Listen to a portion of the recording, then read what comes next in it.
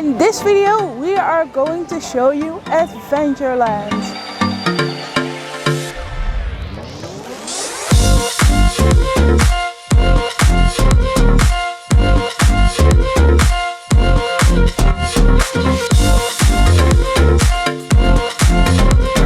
My name is Marieke and you're watching Magical Vacation Guide. Behind the camera is Mark and we give tips and tricks about your Disneyland Paris vacation so you have the most magical vacation. In this video we are going to cover Adventureland. As the name states, it is the land of adventures and there are so many secrets, a couple of attractions and food items that you need to know of. So let's go and dive in it. Let's begin our tour. Adventureland is one of the 5 main lands of Disneyland Paris, and from the left it is the second land. It is also the biggest land of Disneyland Paris and it is rich on details. One of the details you can see behind even before we go into the entrance, which is a huge egg from the Bird Rock from Sinbad's 1001 Nights. And there are also a lot of details on the entrance. Do you see example the genie?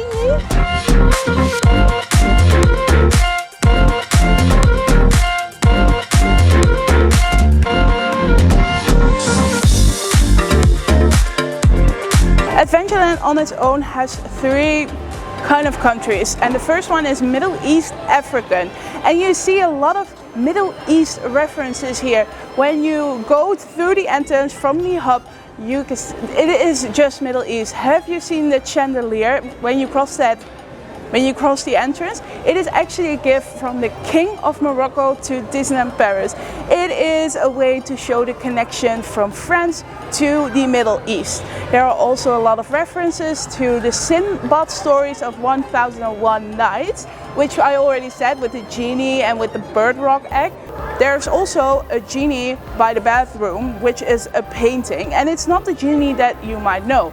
The fun fact is that Aladdin wasn't even out when Disneyland Paris was open. It was the same year that Aladdin came out, when Disneyland Paris was opened and it was full in production.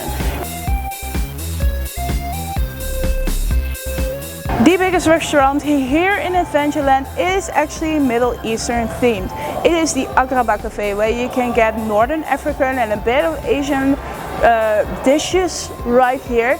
It is an all-you-can-eat, but did you know that it used to be a bazaar with all these kinds of shops? It is actually quite a shame because it is really beautiful and now it is very limited for guests to come here and view this. You actually have to make a reservation and it's quite a popular restaurant. We made a reservation for this trip and we did it 2 months prior in advance to our trip, and it was really hard. We couldn't even choose all the time slots that we maybe really wanted, so it's very, very popular.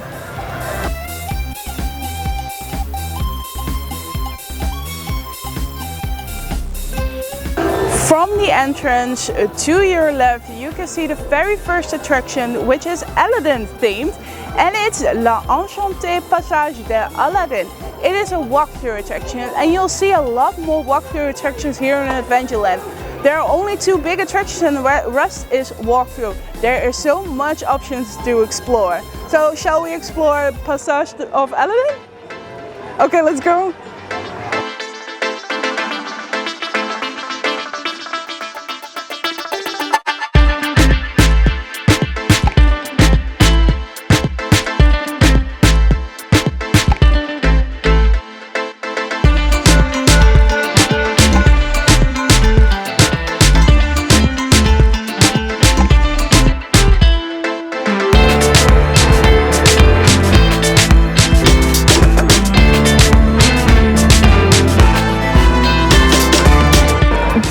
Couple of gift shops here in Adventureland, and I don't know if we're going to show you all, but this one is very special. It is the Curious Giraffe, and it actually has an animatronic in it from the giraffe. So the story is that the giraffe stands out of the shop and then comes into the shop with his head, and it's eating just hay and just chilling out in the shop.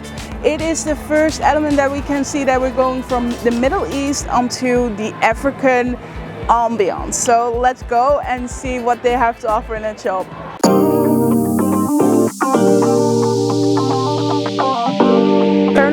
giraffe is gone, but there's still so many amazing details to discover because it's a whole campsite.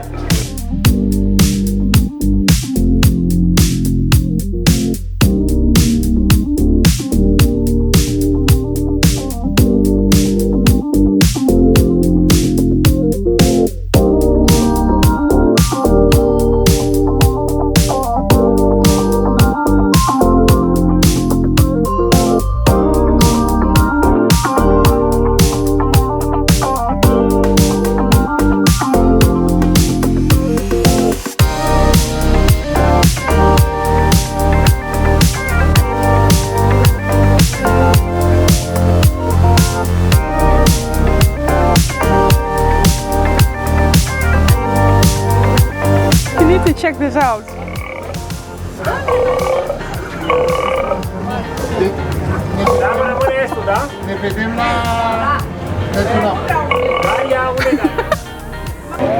On this part of Adventureland we are on a major crossover. You can still see influence of the Middle East, but it is all African. Middle East references are, for example, that you can meet Aladdin and friends over there, but behind me you can meet some jungle friends, which is the second land of Adventureland.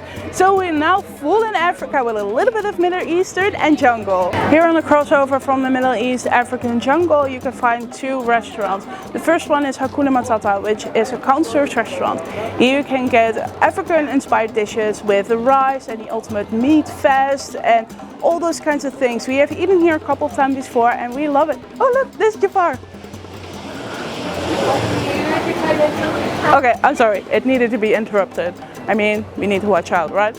And the second one is Café de la Brousse, which is more of a finger food kind of restaurant. Here you can get the pineapple whip, which is the French version of the Dole Whip, which you may or may not know in the United States, but it is a hype there for a couple of years now. It's not a short hype, it's a big hype and a well-deserved hype. You can also get some other finger foods. They have some, at the moment they have some fritters and they have some chicken finger food pieces, like some chicken nuggets, right, things. And we love to sit at Café de la Brousse because you have this amazing view over the water while you have your food or your drinks. One of our favorite to-go restaurants here in Disneyland Paris and especially in Adventureland is here behind me. It's Colonel Haiti's Pizza Outpost. Here you can get pizza and pasta and lasagna dishes, and the taste may not be very spectacular. It's fine, it's pretty good, it's nothing special, but they have a Mickey shaped pizza and that is always a party. And the seating outside and inside is amazing because they have so much theming. They have, for example, if you're going to sit outside, they have all these lamps, especially when you're sitting here a little bit later at night. They have all these lamps, which is so amazing of an ambience. And inside they have this huge tree, which is a wing to Walt's Tiki Tiki Tiki room. They have an animatronic parrot, which does not do a lot like the Tiki Tiki Tiki room, but it was supposed to be a dining, eating club, and it used to be the Explorers Club before it became Haiti's Outpost. Unfortunately, it didn't work because, well, what we've heard is that they had so many sit-down restaurants that it was not popular enough. So they decided to make it a counter-service restaurant, and that baptized it into Colonel Haiti's Pizza Outpost. So Colonel Haiti is one of the elephants in Jungle Book, but there are no further references to Jungle Book in this restaurant. But it is still one of our favorites because the food is fine, the ambience is amazing, and the Mickey shaped pizza is always a party. We are now deep into the jungle, and on the outcast of Adventureland we can find one of two main attractions here, which is the Indiana Jones Temple of Pearl. It is a roller coaster. It's a rough roller coaster with short turns and a looping. It is actually the first looping that was introduced into a Disney park ever in the world. It's amazing rough ride. It is a rough ride. It was to be like something to have a because of budget, they wanted to build a cheap roller coaster for a little bit of thrill rise, but it turned out to be so popular that they decided it to stay. And it actually was so rough at one point in the beginning, in the early 2000s, that it actually went backwards, but that was too rough. It is still now very rough. If you go here during the day, you can expect waiting times from around 30 to 45 minutes. But if you go at night, the ambience is great and the waiting times is only 5 minutes. There's also a little souvenir shop across, and you can find a little bit of a cool post outside where they sell food for €1.50, so that's not very bad.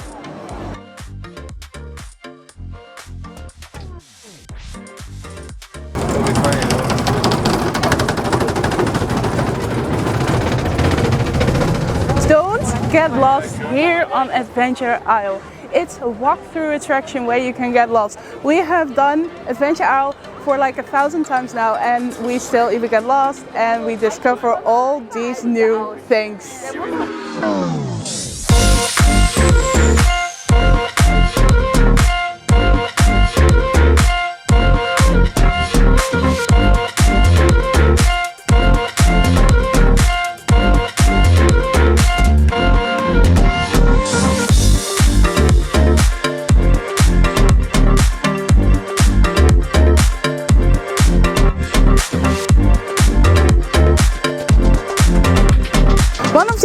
If not the most underrated attractions in Disneyland Paris, it is behind me. It is the Swiss family Robinson treehouse. It is amazing to discover all these little details and the storyline, and it's great if it's more crowded day just to walk through it. So the story is that the family Robinson, I guess they're from Switzerland, they had a shipwreck. They were exploring on an adventuring, and they have a shipwreck and they ended up in the jungle. So they built their own treehouse to survive. It's a little bit like Tarzan, but then the parents survive. All these amazing details. One of the details that I really love the most is that they have in the children's rooms, they have like this plate that says, "Beware of the plague." There was no plague, but they used it to scare off the pirates because people say they are very, very close.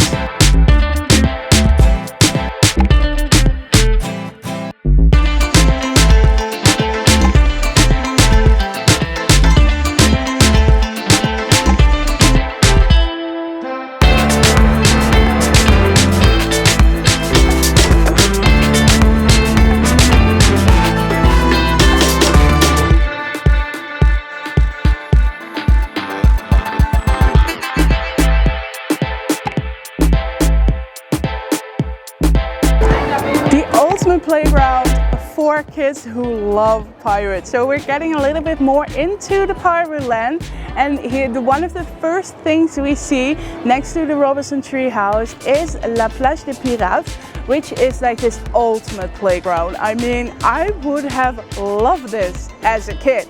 And do you see that little detail? You can even be Captain Hook. So there are two kinds of pirates here in Adventureland, which are the pirates from Peter Pan and the pirates from Pirates of the Caribbean, which we're going to talk about a little bit more because they did an amazing transition that I want to talk to you about, but it's a little later on our tour.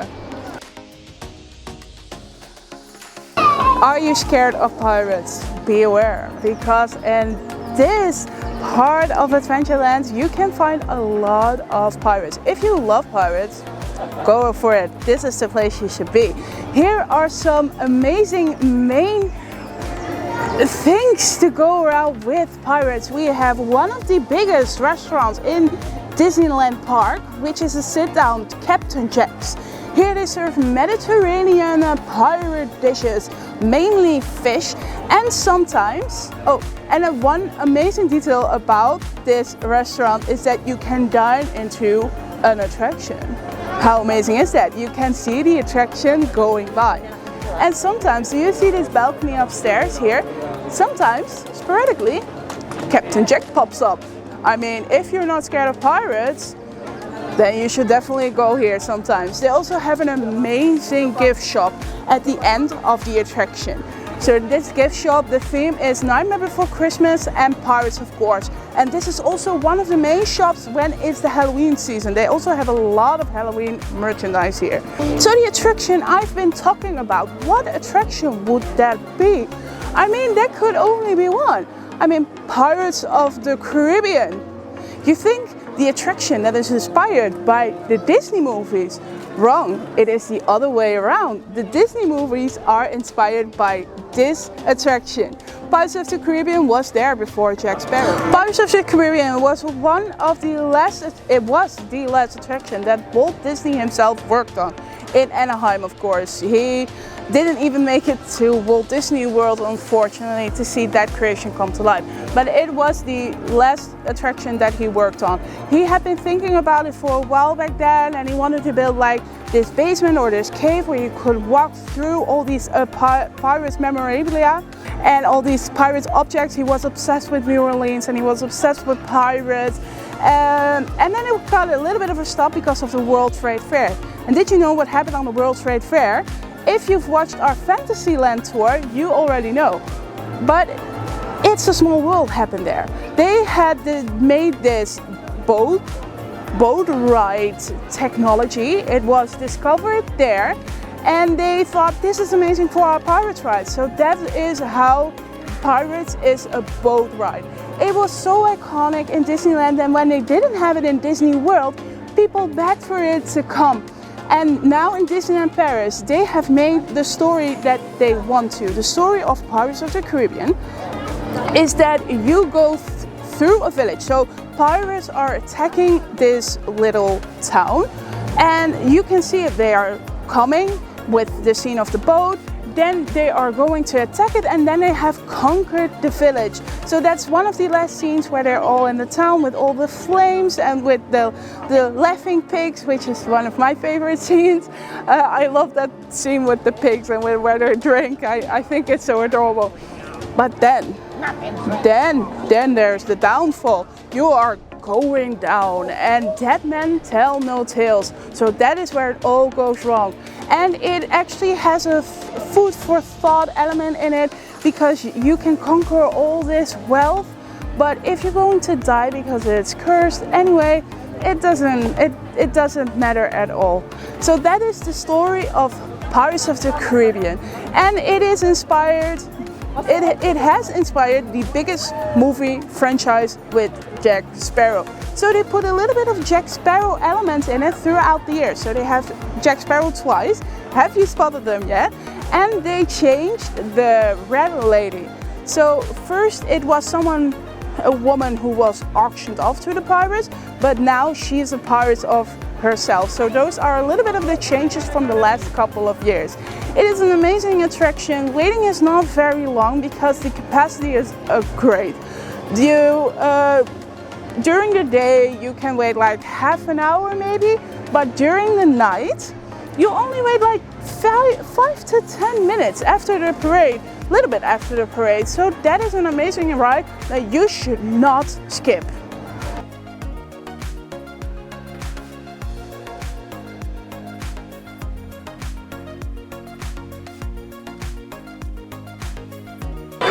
I made it, give me the rim.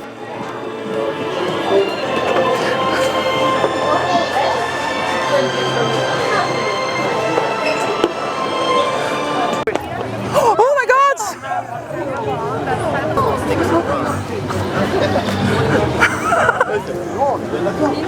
Okay, so that was Captain Jack. He was sprinting by to get, I think, to his post. I don't know what he was going to do, but it was so fast, and he was like, watch out. And I was like, whoa, what's this?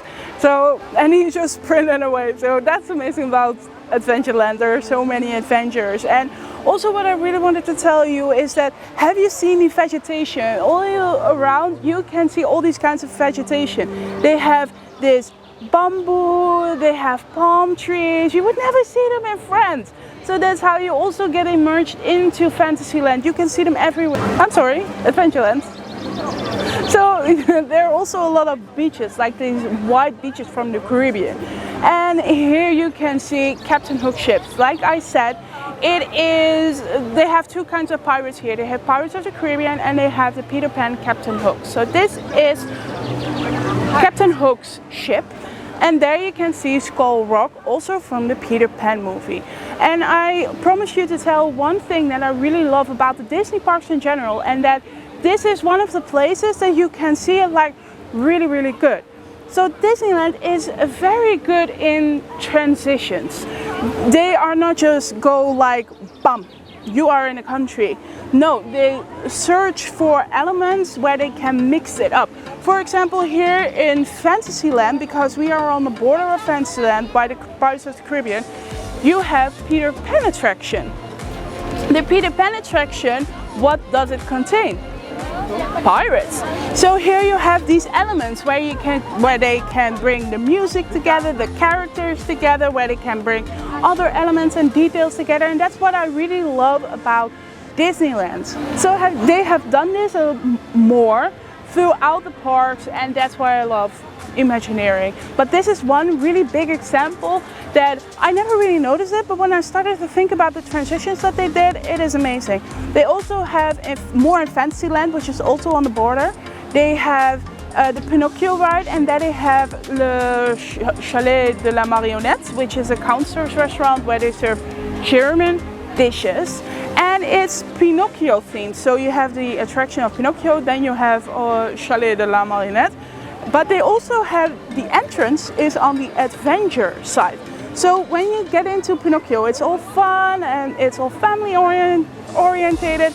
But later in the movie with Pinocchio, they go into a pretty dark place with where they go on an adventure. They are swallowed by this whale, and so you get more into you get out on the adventure side from the Pinocchio story. And I really love this about Disneyland Paris in general. If you ask me why I love Disneyland Paris, that is why, or Disney parks in general. That is why.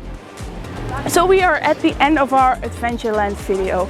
There are a lot of details. I think I didn't even cover all of it because there are so many secrets here that you don't even think about when walking here. There's so much to explore.